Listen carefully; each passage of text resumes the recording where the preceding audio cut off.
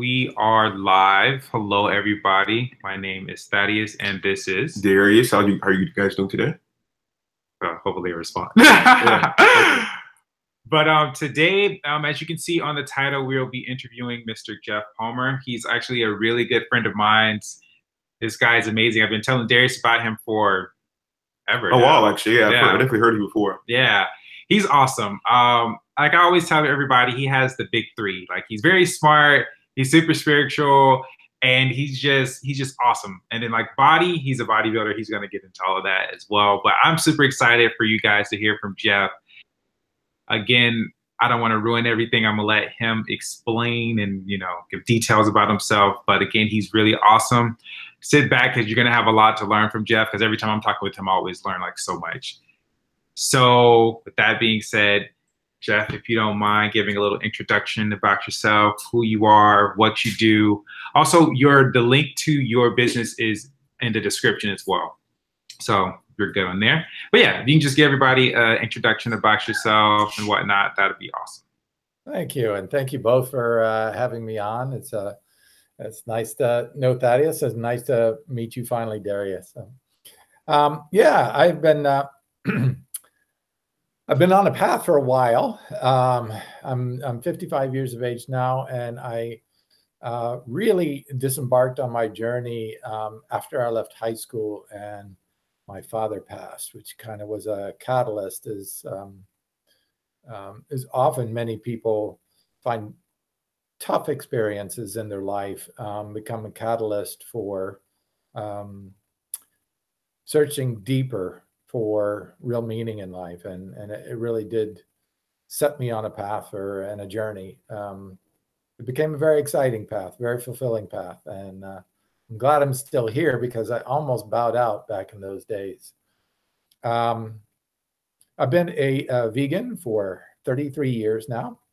And that was the very, very beginning of my path. And one of the choices that I made that really changed my whole life around was the decision to stop harming others. And that came first out of when I first stopped harming myself. But when I came to that understanding and had such an overwhelming thankfulness, I said, out of my appreciation, I need to turn this conversation around, and dedicated the rest of my life to trying to help other people improve their health, their happiness, and their fitness. Mm-hmm. Awesome. So that's a little bit about me and where I started. And I guess where you want to take it from there, I'm ready to go. I'm an open book.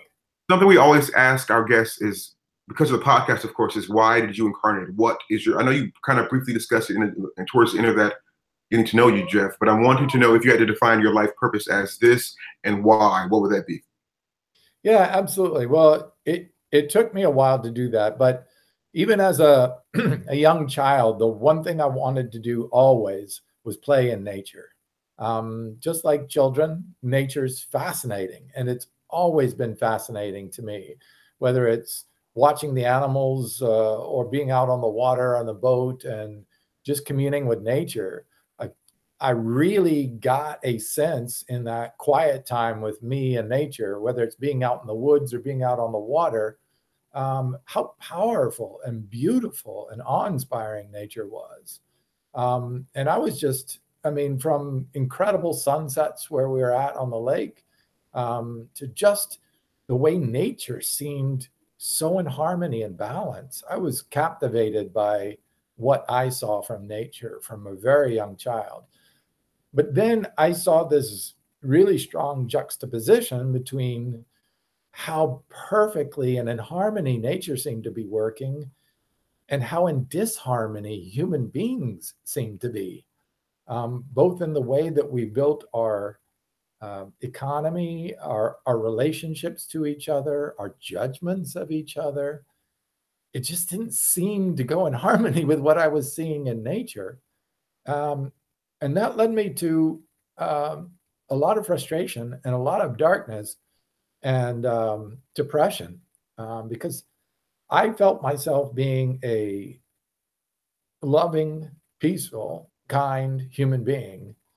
And what I saw around me was a lot of anger, a lot of judgment, a lot of separation amongst people that I couldn't relate to, and I didn't want to really be a part of. And it made me feel alone. And so I had to ask myself, am I really supposed to be here? Is this the right place for me at all? And at a point, I attempted to take my own life because I really didn't feel like this place was home for me. It was not a place for someone who wanted to live a life of peace and compassion and giving. And after 2 attempts at taking my life, unsuccessfully, fortunately, I got into drugs and everything. I just didn't care. I was basically trying to kill myself through many different means, and drinking myself away at a bar. And a woman walked in, and she was super happy. And I'm like, genuinely happy though, like from the inside out, not the usual happy that people put on the smiley face so that nobody worries about you. She had something, and I wanted that. So I walked straight up to her. It was like I was in a dream. I just threw away everything else and just said, I want what you've got. Teach me how to be happy.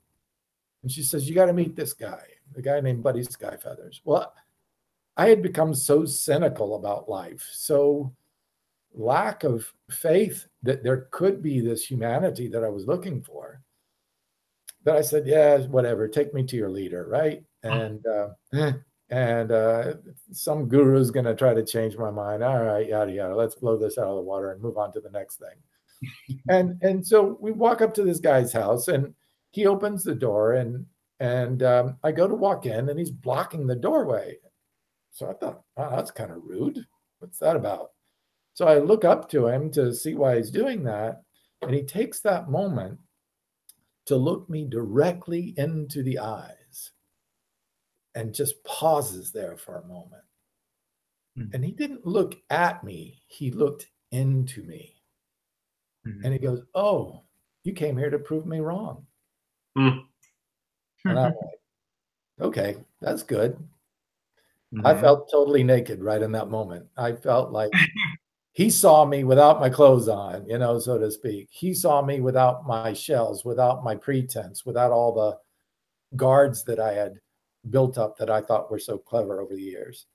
The shell that I had created to protect myself from a harsh world.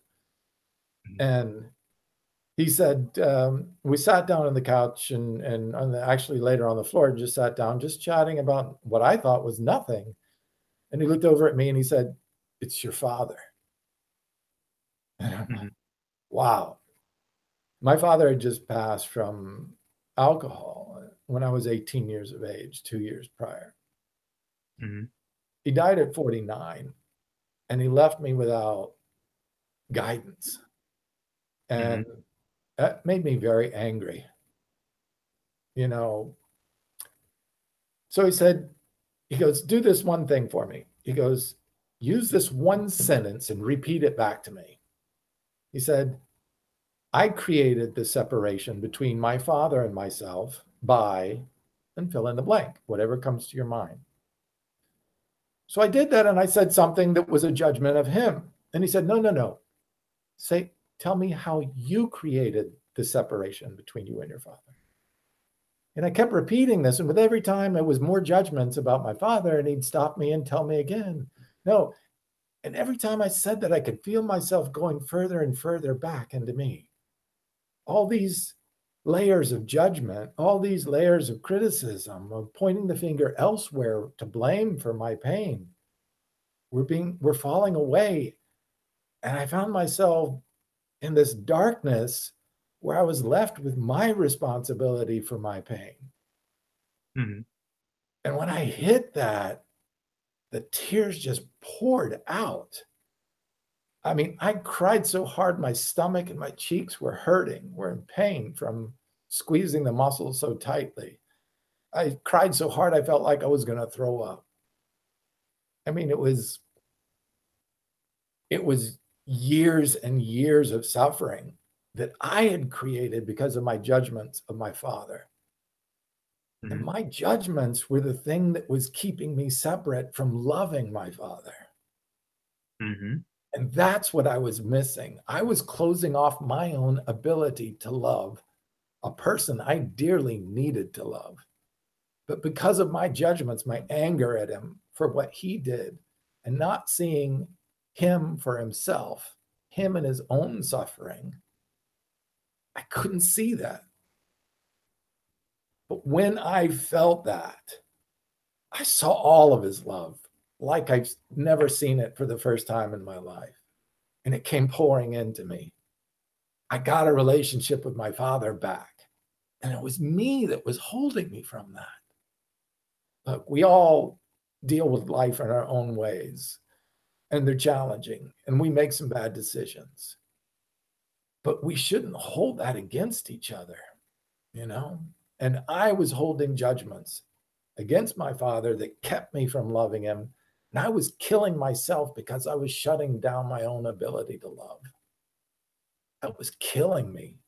I was ready to step off this planet because I was not allowing myself to open up and love. And when I did, and I got to feel that relationship again, I felt so thankful, so grateful. I went home that night. I was so buzzing with energy, so much gratefulness.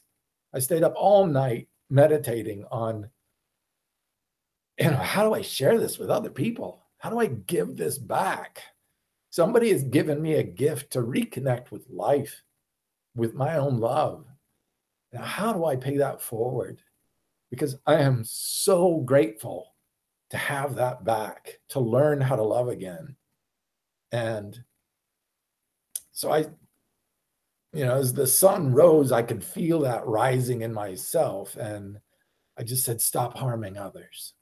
And I became vegan at that moment because it was clear, just stop harming the animals, And I said two things. One, try to pay that forward, but two, always be honest with yourself.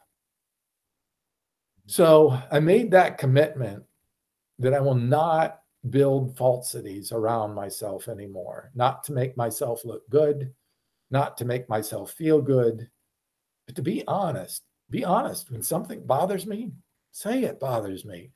Talk it out. Express it. Don't hold it back. Because when I was holding it back and stuffing that's what was killing me. It was not being true to myself. And at that moment, I started being true to myself. And I swear I was going to try to hold on to that as strongly as possible so that I didn't fall back into those things that almost took my life. And that's where I found my commitment, my raison d'être, my reason to live, my reason to exist. Because I found my joy in that moment. Mm-hmm. I found that this world is full of troubled people, full of them. And what better place to be for somebody who wants to help than a world full of people who need help? Mm-hmm. It's the perfect place for me to be. I used to see it as a problem. Now I see it as I'm exactly where I'm supposed to be. If you are here to help people, if you are here to give your gifts, you're in the perfect place because there's a lot of people who need what you've got. And that's what I realized. I realized I have some gifts to give. And there are a lot of people that could be helped and could be changed and can live a happier life because of what I have to give. So I'm not holding back anymore. And just like in this program, I'm happy to share my experiences in hopes that they help others. Awesome. So in the process of self-love, essentially, by allowing yourself to love who you are naturally, you can then love your father. Now you're finding love in loving others. Who was the first person you decided to love once you decided to love others? You decided to give them of yourself. Who was the first person you helped them, and how did you help them? Yeah, and this was an interesting experience too. I had a good friend of mine. who happened to be a gay man. But he was a very close friend, and he was a very close friend. He was my dearest friend, actually, at that time. And I'm not gay, but I'm totally open to anybody and loving and accepting of anybody, regardless of their preference. Now, I wanted to return that because he was there when I was going through that transition, and he supported me. But he was looking for a different kind of love than I was willing to share. Mm-hmm. So that was a challenge for me because I wanted to give to the immediate person who's helped supported me in my transition. And the type of love he wanted was not the type of love I wanted to give him. Mm-hmm. So I realized, and it took me many years of painful trial and error. I tried so hard to help him. And I felt like he didn't want my help, because if I actually did help him, then I would no longer need him as a friend, which couldn't be further from the truth. But we all have our things to work through. Mm-hmm. And I really realized that sometimes paying it back is not the right thing, that paying it forward, it's a non-linear transaction. That someone may give you a gift that moves you so much, but you may not have the right thing that they need. They need to get it from somebody else. But you can find someone out there who has a need for what you have to give. And that was what I needed to learn in that experience, that sometimes love is not reciprocal and doesn't need to be reciprocal. Sometimes you get love from someone in a way, and you give love to someone in a different way, in a different person. Mm-hmm. So that was a lesson I had to learn, that it was non-linear, that it wasn't I owed somebody and I had to pay them back. You know, it was, you're given a gift, give it where you can, and let love flow freely and appropriately where it's supposed to go, you know, and it doesn't have to be directly reciprocal. Okay. So, all right, I have a question. So you've been vegan for 30 plus years. So could you talk about how your early journey was and then like how everything is now? Just for people to know. I find that I find that to be pretty cool because you've been doing it for like decades. Yeah. So 33 years ago, obviously there was no internet. There was no social media, no smartphones.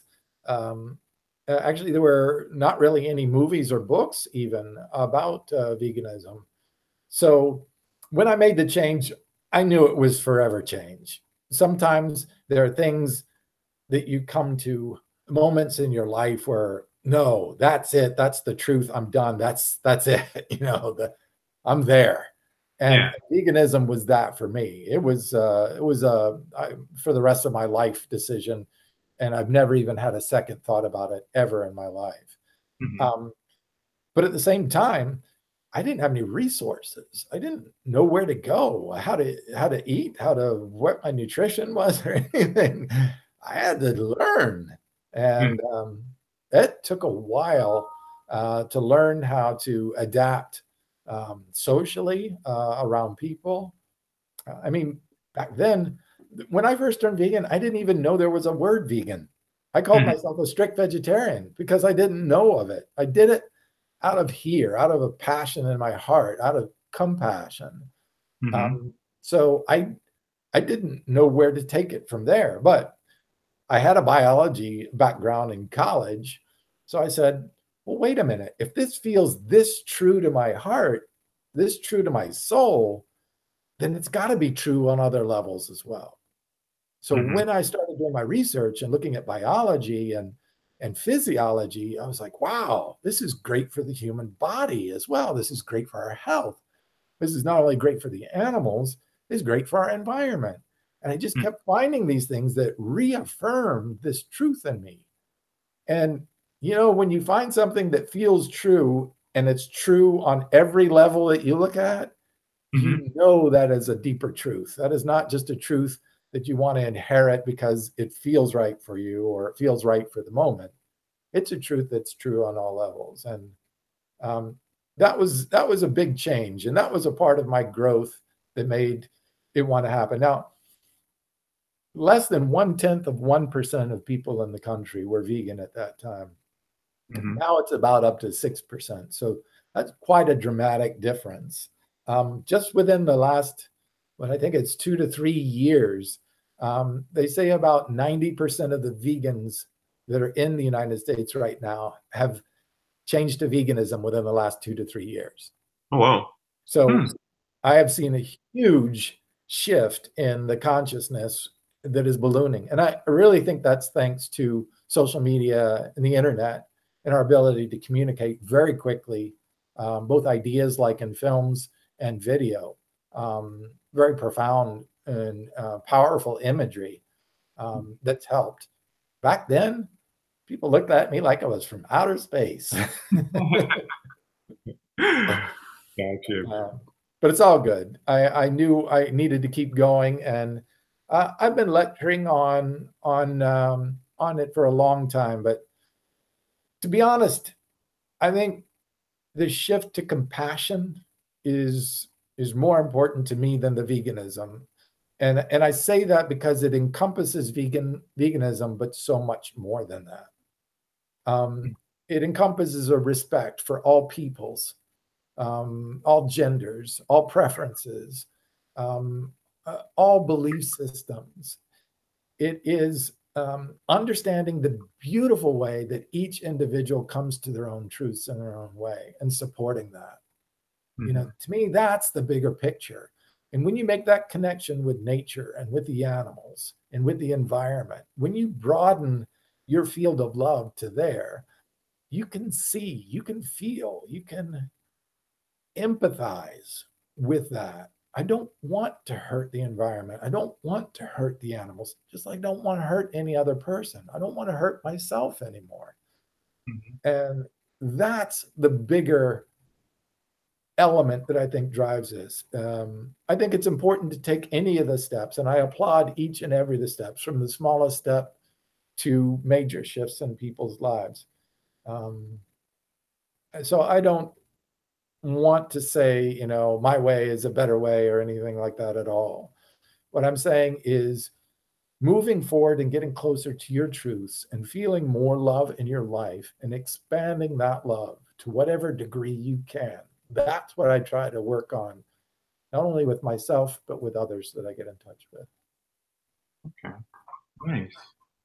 So a question I have is, I know we've talked a lot about what you're doing with your business. So I don't think I've ever, but like, what started the business that you're doing? So it was interesting. My mother was a psychologist, but she was also an artist. And she loved children, and she was an incredible mother. She loved her children deeply, dearly, very connected. And we felt that. She was great at it.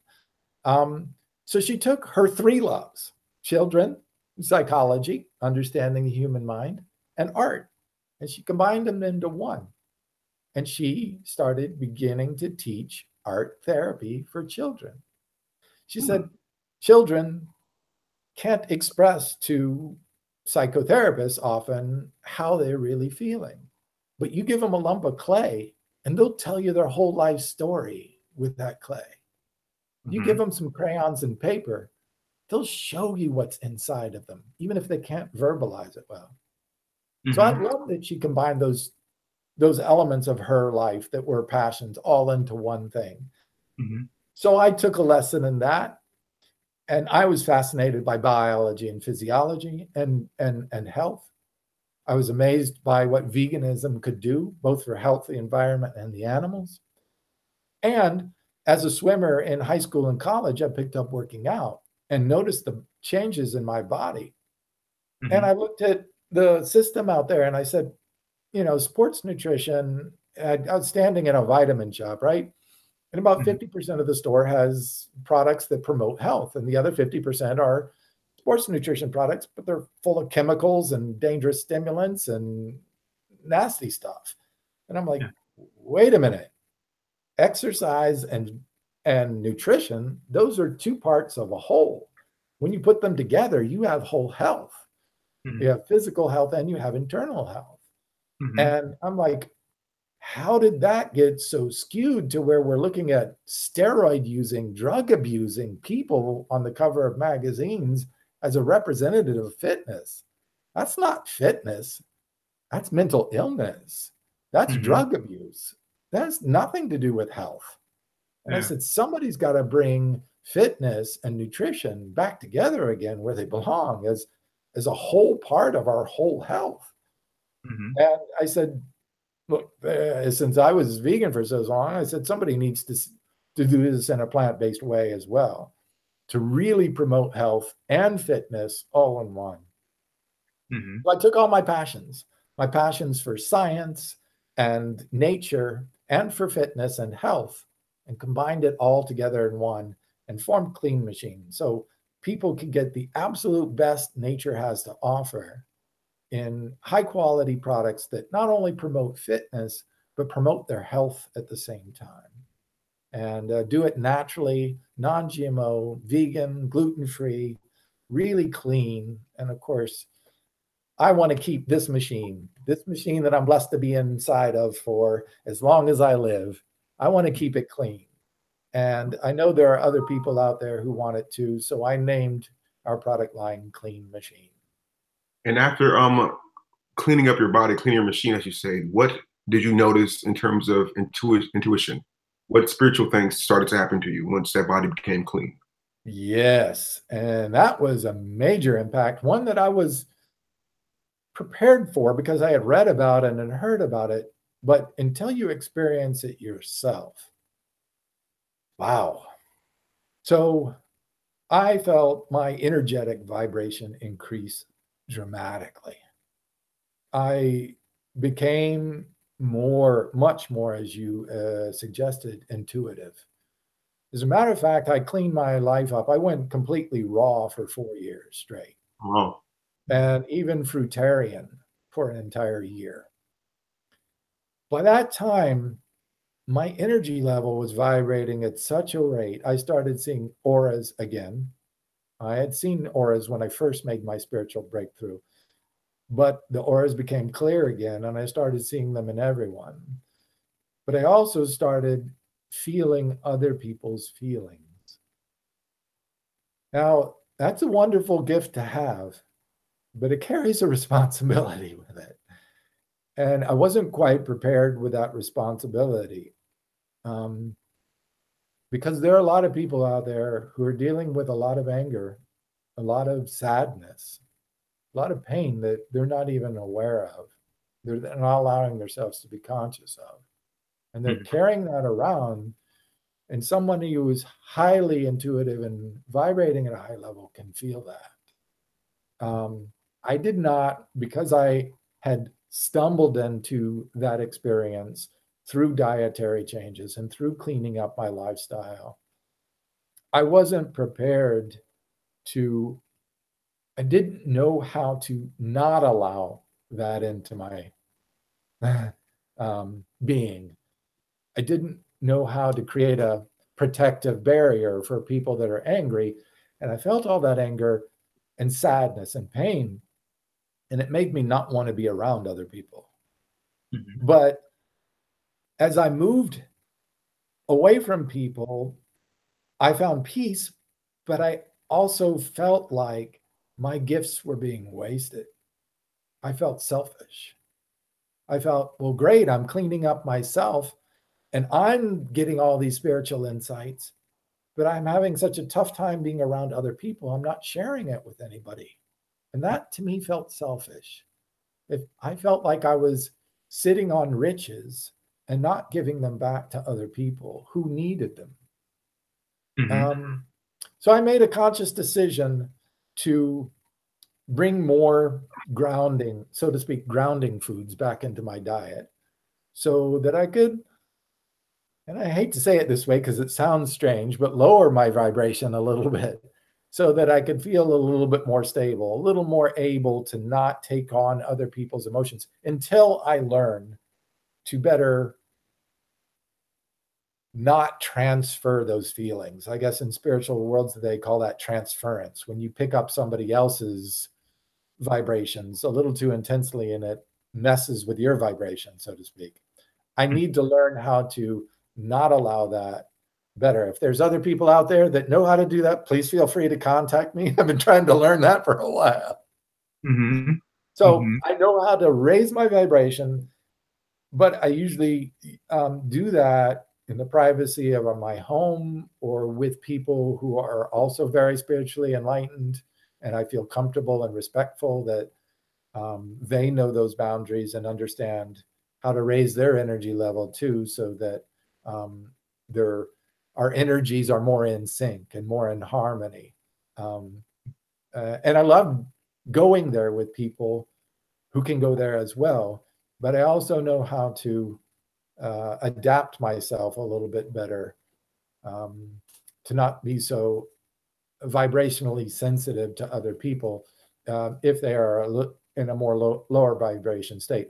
And when I say lower vibration, I don't mean that as a hierarchical or as a put down or as is anybody lesser. I was in a very low vibration state. I'm glad someone from a higher vibrational state reached out to me and helped me.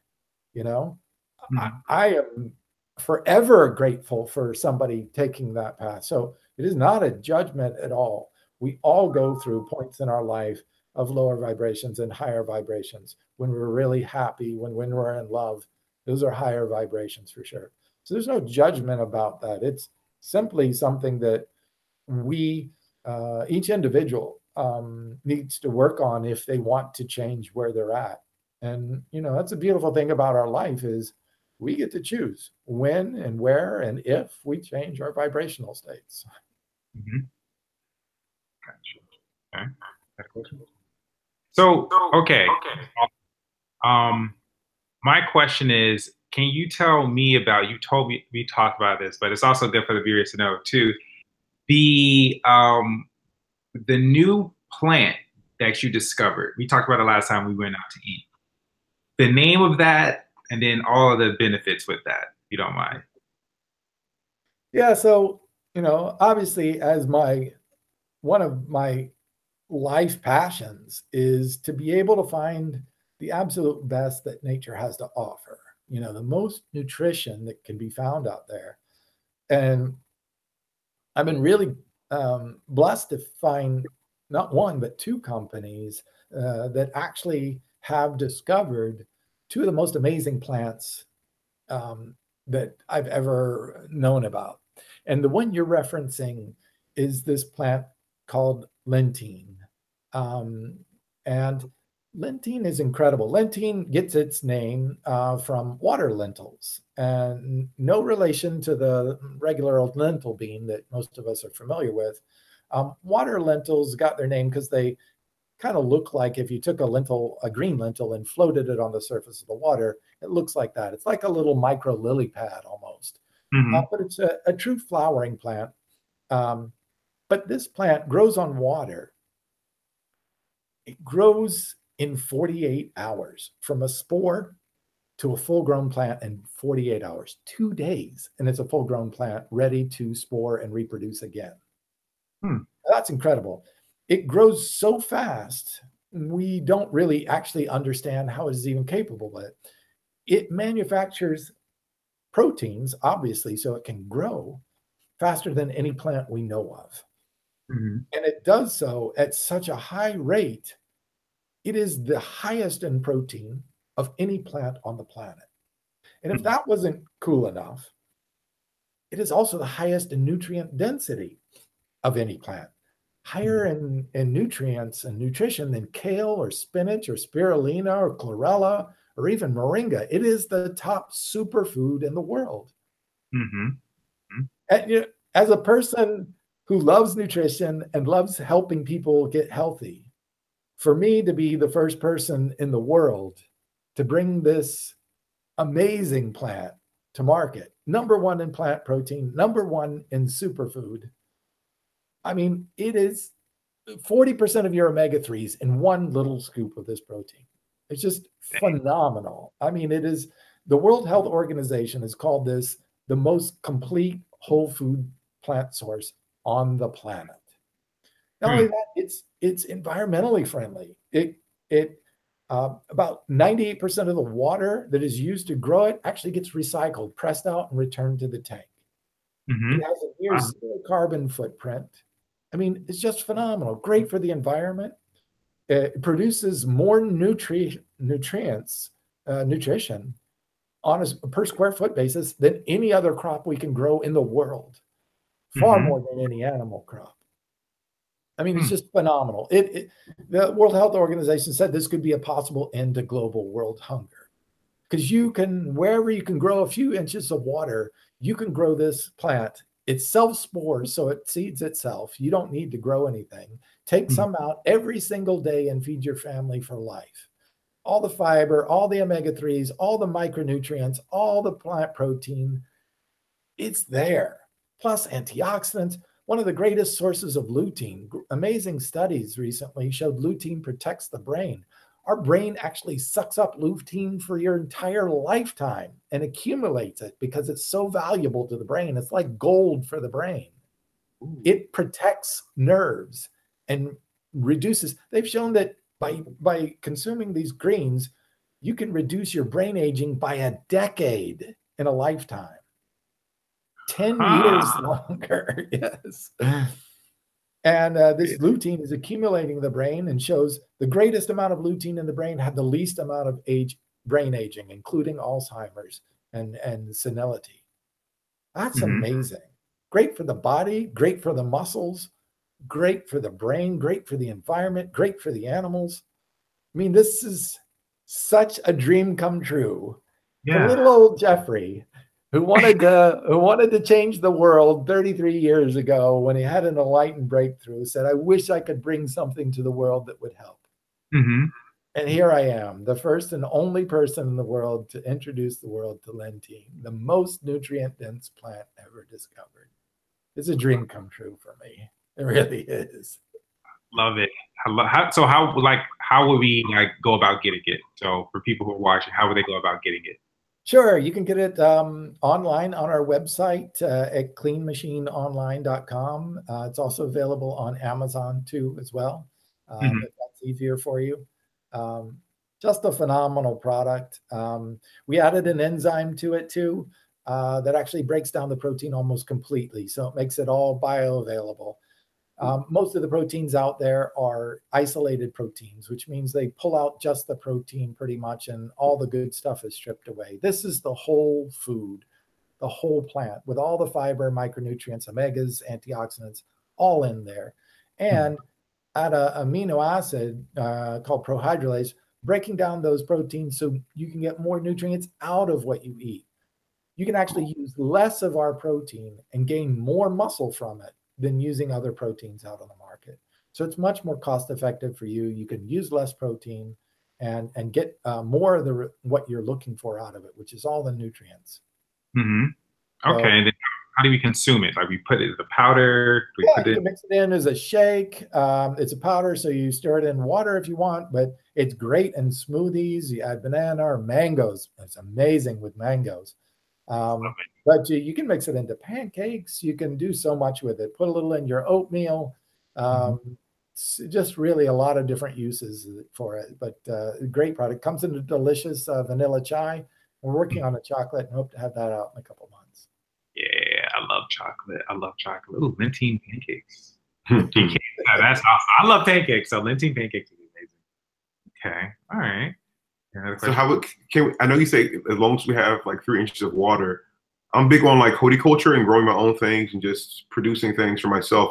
Becoming a modern day hunter and gatherer would be something that I find would be just awesome. Maybe like hunter, but gatherer at least, to just grow my own things and to forage my own crops. So how if you could walk me through the process of growing this myself, and the viewers as well, how would you do that? Sure. They grow pretty much all over the world in lakes and ponds, all over the world. It's a freshwater crop.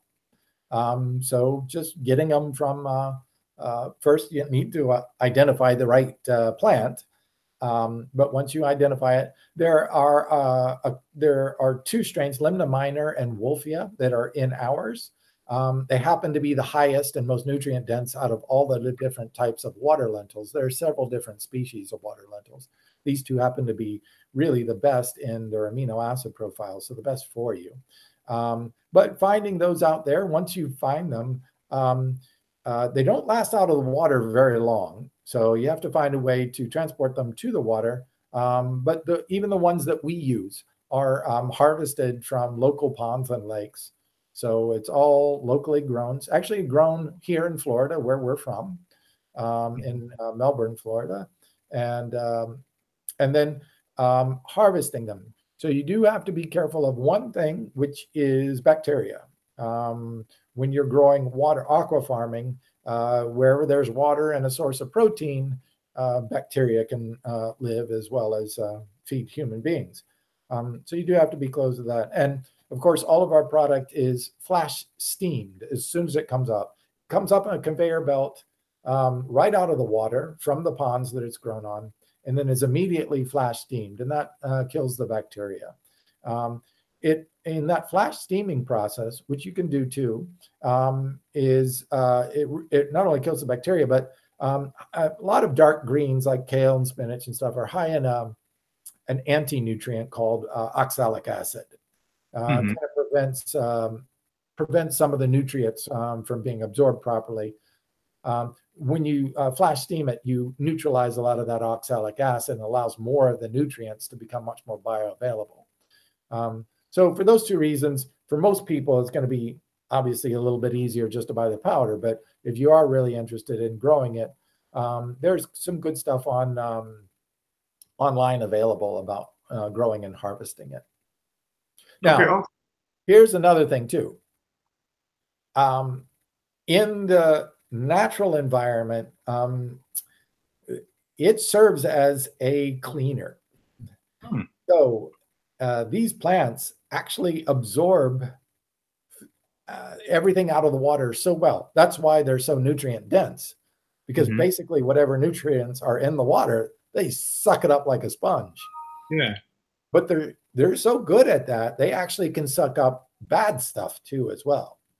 So if there are pollutants in the water, you can actually take the limna, the water lentils, and within a few generations, they can clean up the entire lake, clean up the entire pond, body of water, which is amazing. Not only that, they purify the air. So they purify the water and they purify the air. They are doing a lot of good for the beings around us. But because of that, you got to be careful of where you're harvesting your wildcrafted water lentils from, and make sure the water that you're harvesting from them is clean. And for that reason, we grow limna on aqua farms, where the water is absolutely monitored every single day to make sure the heavy metals and the toxins are not in the water, because they would be absorbed into the plant. So it is a very controlled status, so that they get the nutrients they need without any of the man-made pollutants that you might find in nature. Okay. Okay. Oh, that's a lot right there. It is. Yeah. So you're gonna do that? You just I might as well get the power. Yeah, that's a lot. But wow, I didn't know it did all of that. Yeah, when he was telling me about that, it is an amazing gift of nature. Okay. Okay. Another question, because I want to take this deeper with him. Go for it. Go for it. Okay.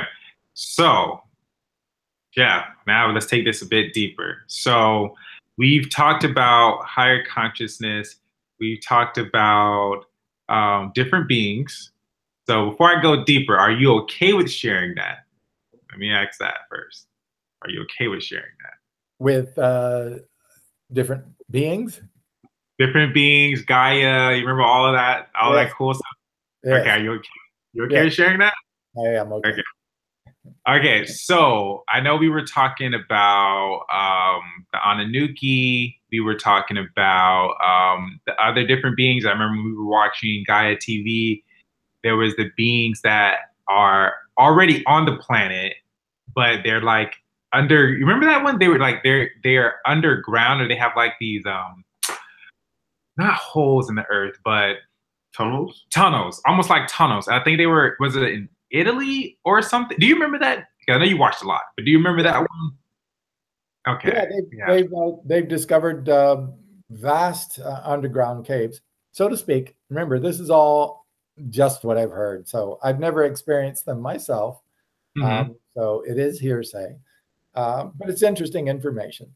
For me, all information is good information, whether it's truthful or guesswork or whatever. It's all good information. And what you do with that information, and if you choose to act on that information, is a different thing. But Mm-hmm. I'm open to all information. So I just want to make that clear that when we talk about this information, it is information from other people. Mm-hmm. But yes, they are many reports of underground caves that go all throughout Europe, even through England. Many have been discovered even here in the Americas, but also in what are considered sacred sites, the sites that have monolithic structures on them, or where large pyramids or stone structures are. So, what are these underground caverns? And I look at things and I listen to the stories with a grain of salt, but I ask myself, do they ring true in common sense? Mm-hmm. Now, we know through hurricanes, tornadoes, lightning, living on the surface of the planet is a dangerous place to be. Mm-hmm. Flooding and all that kind of good stuff going on. Mm-hmm. Now, we also know about geothermic use of heating and cooling. We know about geothermic creation of energy sources.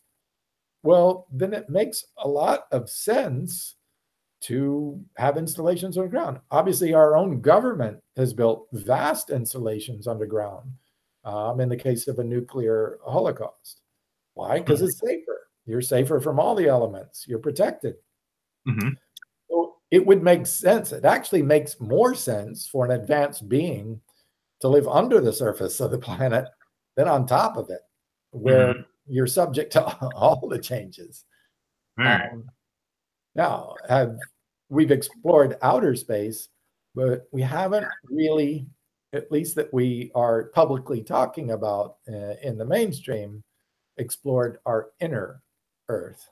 And I think that is a good place for us to start exploring more. So, like Antarctica, they have found caverns under there that have geothermic heat that you can actually walk around in a t-shirt in these caves under the ice. Oh, wow. Really? Really? Okay, then that's all yes. Right. I give it a try. There are some theories now that say that we experienced a polar shift due to the flash of our sun. A solar flash is a burst, a pulse, basically. We've experienced minor solar flashes that have knocked out our electrical grid before. And there have been reports of them back in our earlier history too, as well, in written historical records. But our sun does go through this almost regular solar pulse. Basically, it burps. And when it does that, it radiates a whole lot of energy all at once. That energy could have been strong enough to cause a polar shift. And they're actually looking at that right now on the different planets, the moons around Jupiter. Several of them appear to have had a polar shift. They have an ice cap that is closer to the equator. Ice caps only happen on the poles. So the only way that could happen is if it was the pole at one time and a solar burst actually caused it to shift its axis. And that may have been what happened to Antarctica. Antarctica may have been what some people used to call Atlantis, a population on a continent, an island, so to speak, about the size of Australia, that shifted to the South Pole and therefore froze over. So there may actually be evidence of an entire civilization, an ancient civilization, under the ice in Antarctica, and there are almost every major civilized country in the world right now is exploring Antarctica pretty frantically. So I think they're finding something and not quite yet ready to share with the world their findings. So Gotcha. I think there's a lot beneath the surface that we are just beginning to understand.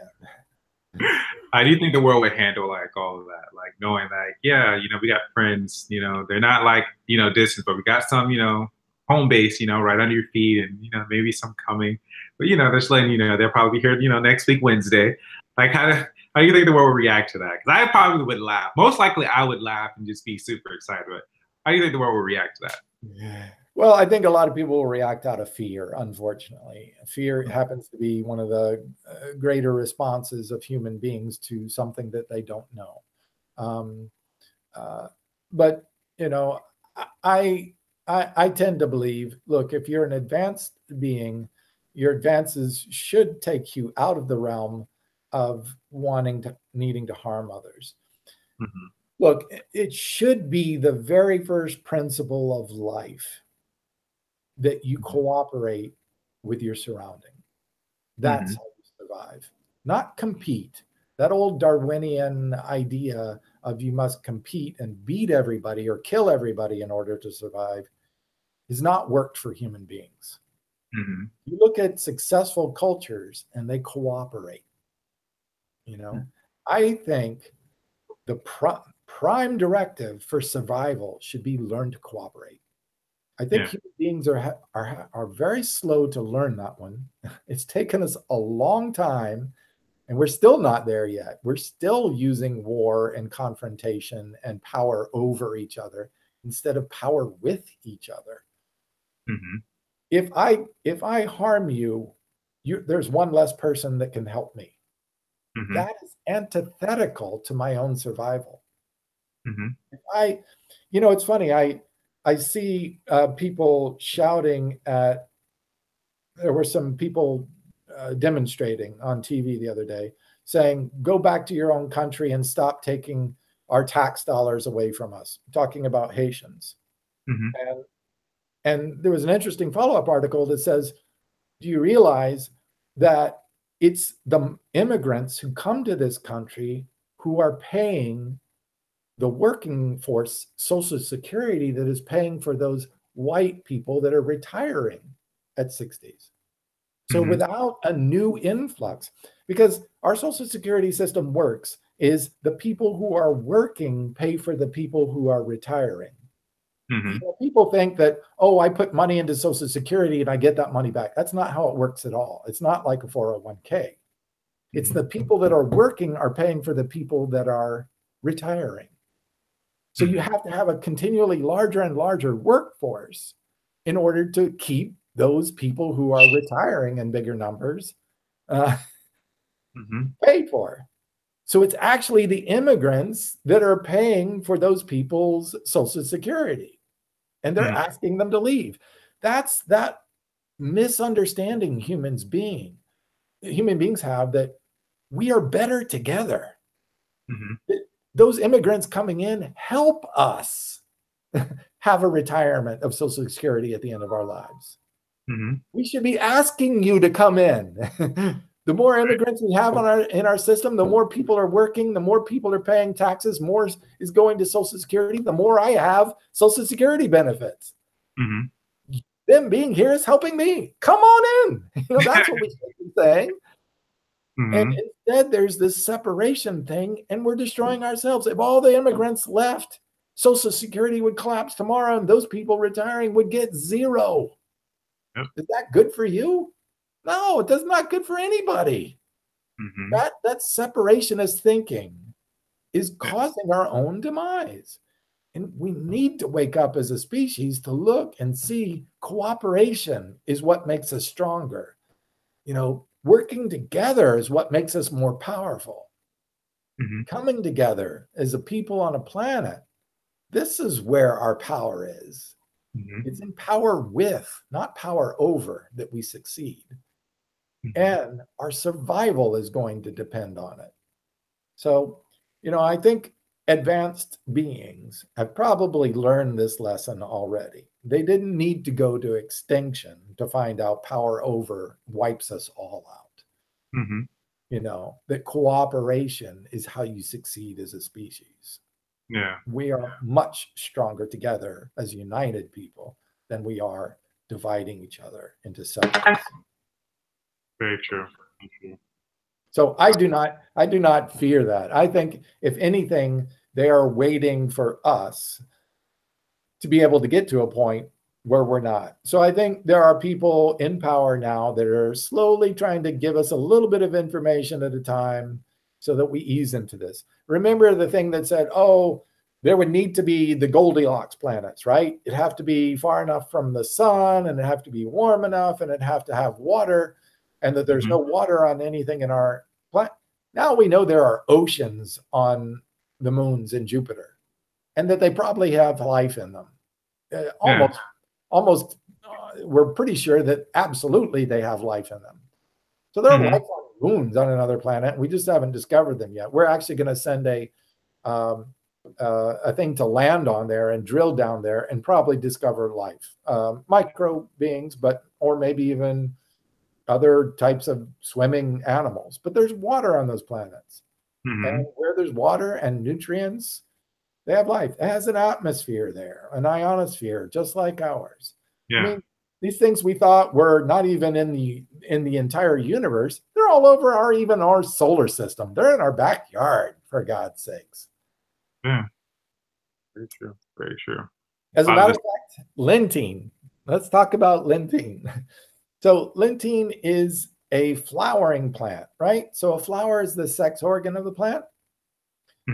Well, all flowering plants on this planet use the flower to reproduce, right? It's their sex organ. They pollinate, and then the flower becomes a fruit. They bear a seed, and they reproduce that way. Lentine has a flower that it does not use for reproduction. It's spores. Now, here's something interesting. We know that spores can exist in outer space. Really? We've collected spores in outer space. They float on dust particles throughout space. So spores can be picked up by dust, blown through outer space, and drift and land on other planets and populate planets if there's water and sunlight. Wow. I never knew that. I didn't think nothing could survive like out in space with all of that. Not even there is even a small creature, I can't think of its name right now, that actually can survive in space for hundreds of years. Looks like a tiny worm, pretty ugly looking actually. It has a pretty ferocious little mouth, but it can survive it. And they now believe that it probably did come from another planetary system that inhabits this Earth, because it can travel through space in spore type. And it's interesting, since there is no plant on this planet that has a flower and doesn't use it for reproduction, and it's spores and can travel through space, is it possible that Lentine actually came from another planet? It could be possible. That definitely could be. Because its evolutionary path is not like any other evolution of any other plant on this planet. No other plant has a flower and doesn't use it for reproduction. This one does. That's pretty interesting. So could be deliverance from another planet, the most nutrient dense plant ever discovered. But possibly space protein. I like that. So you dropped great gems for those who are kind of in the interim of finding their way. What do you think is the most, like, if someone watches this interview, what is like the foundational Geoff thing they want to learn? Like, what do you want them to know the most after watching the interview? About life, about themselves? Is it something about your business? Is it something like, what's the foundation of why you're here as an intuitive being, actually, like, what is your purpose of being here? Like, what is the one thing you want people to know from watching this interview? Yes. Empowerment. Okay, perfect. Yeah. Empowerment to me is probably the most important thing. We give away our power constantly. Yes. We give away our power to schools. We give it away to doctors. We give it away to hospitals. We give away our choices to food companies, to advertisers, to marketers. We give away our power to other people so that they're happy, so that they become our friends, so that they become our loved ones. We're giving away our power constantly. The number one most biggest complaint at doctors is, I don't have enough energy. And why? Why is that? It's because we are de-energizing ourselves. When you do something that you love and get excited about, don't you feel full of energy? You feel full of excitement? You feel empowered. Like, yes, I love this. I am on this. I'm going to do this. That's empowerment. And that's full of energy. What we are experiencing is not lack of energy. Don't reach for another cup of coffee or another energy drink. That's stimulants. That is not energy. Energy is that feeling you get when you feel alive. And you do that by making choices that are right for you. Find your truth. Find what you love to do and make that your life, and you will live an empowered life. Here's a disempowered path. I eat what everybody else eats because it's close, it's convenient. You just surrendered your power over your health to the fast food restaurants out there. Okay, now my body is getting sick. I go to the doctor. I just surrendered my well-being over to the doctor. The doctor, wants to gain money, so he sells you drugs. Then you take the drugs. You just disempowered yourself again. And now your body is hurting because of the drugs you put in it. And then you still get sicker because the drugs are only made to cover up the symptoms and not treat the real problem that you have the power to control, but you've already surrendered all that power. So then what you do, you go back and you get more drugs, and then it starts taking away your money. You're spending your money on hospital visits, and all that money that you worked for now gets taken away from you. You're disempowered again. You see how that is a life full of disempowerment? The doctors, the hospitals, the insurance companies, the businesses you work for. I go to work every day. They tell me what to do. I'm an indentured servant. I'm not less than a paid slave, really. They control my mind. They control my actions for 8 hours a day. Is that empowering? No, most people live a disempowered life. The work tells them what to do. The doctor tells them what to do. The insurance company tells you what to do. Your mortgage. You realize when you buy a mortgage to a house, you're paying the mortgage company 3 times what it's worth. And it's worth not even what you're paying for it if you paid it 1 time. That's disempowerment. You're living in a house of disempowerment. You're going to a work of disempowerment. You go to a school and they teach you. You know what those books were written by? Those books were written by companies who have something to gain by you doing that. The food groups, the 4 food groups, that was written by the dairy companies and the meat companies, and they turned the 12 food groups into 4 so that they would teach kids that they need to eat more of their products. They suckered you through education, the complicit education through our government. They bought in and said, we'll pay for all the school books if you let us put in the 4 food groups instead of the 12 food groups. They controlled your mind, and you grew up believing that there were 4 food groups, and 50% of what I eat has to be meat and dairy because it's their products. That was a marketing scheme to get you to buy more of their products so they could benefit, and it destroyed your health, and it made you believe that was the truth. That's all disempowerment. Break out of this cycle. Think for yourself. Educate yourself on health and nutrition.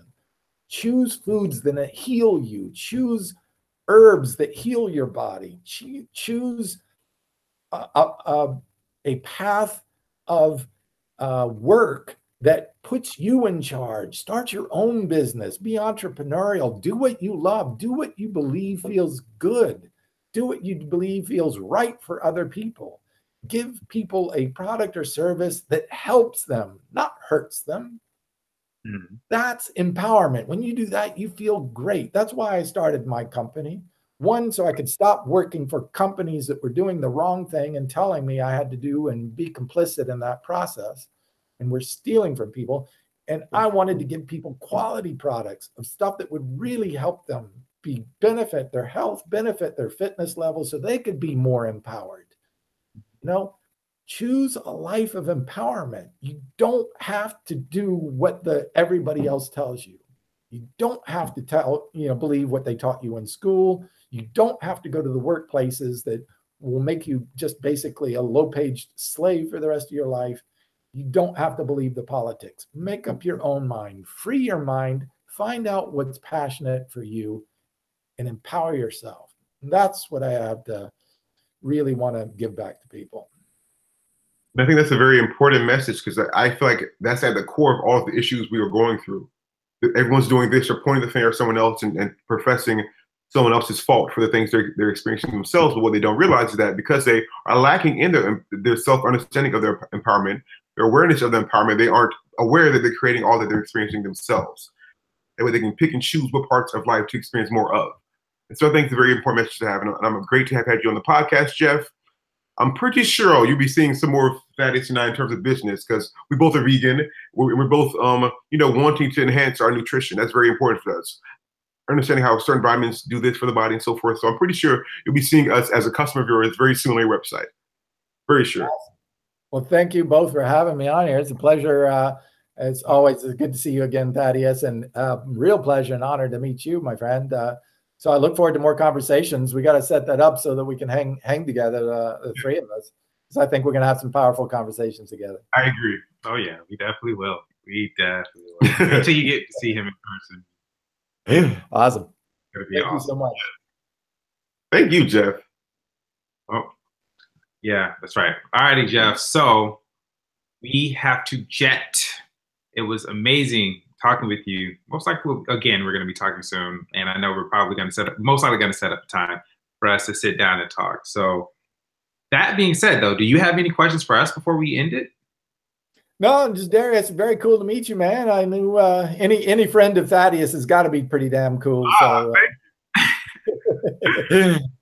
real pleasure meeting you. I look forward to more conversations with you, and thank you guys both for what you're doing and programming like this to get these ideas out into more people, in front of more people. So yeah, really definitely. like what you're doing. Definitely. Thank you, Geoff. Well, you can be sure to go to his website at cleanmachineonline.com. So you can purchase his water lentil supplements. That way you can enhance your nutrition and your intuition, which is also very important. Okay, we look forward to seeing you guys. Have a great day, okay? Next Tuesday, we'll be back with another guest. You don't know who yet? No idea. We don't know until like a few days before. We have no idea how this works. We just kind of go with the flow. Yeah. But whatever. It'll work out. So thanks, Geoff. Thanks for the viewers. Thank you, guys. We love you. We'll see you soon, okay? Later, Geoff. Thank you. Bye. Bye.